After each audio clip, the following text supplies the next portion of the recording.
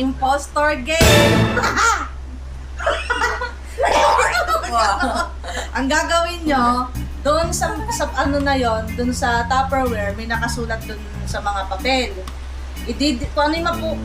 Kung ano yung mabubunot mo, i-describe mo by action. Tapos may isa dyan, impostor.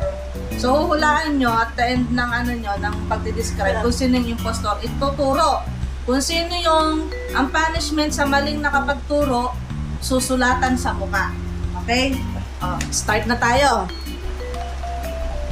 Okay, bunot na doon. Kunin mo isang Tupperware 8. Bunot ng isa.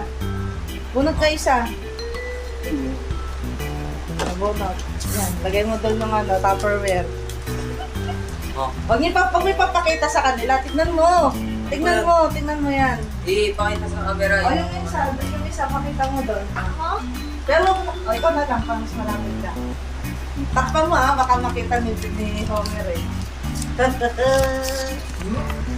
Paano ba? Daya ako eh. Okay na. Kung okay na, balik nyo na doon.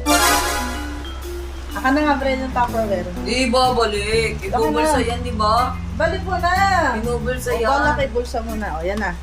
Okay, maipataya. Sinong mauunang magdi-describe? May iba kaya. May iba kayo taya. Hoy, Ace. Describe that. Actions lang, parang pangato. I-actions lang. Kunwari, frame. I-describe mo yung frame. Paano i-describe mo yung frame? Ganon. Tapos na. Tapos yung next naman. Basta yung impostor, dapat hindi magpapahalata na siya yung impostor. May ba? May iba una. Yan, si Homer. Homer, una. Homer. Match.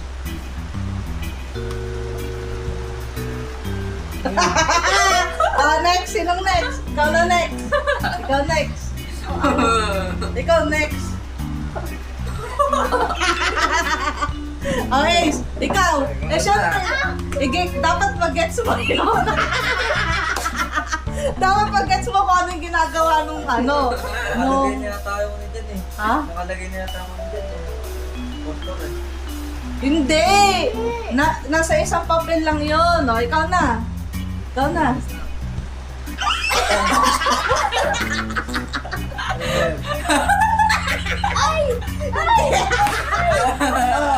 Ano? Isa pa. Alam na. Alam na? Oo. Ano na?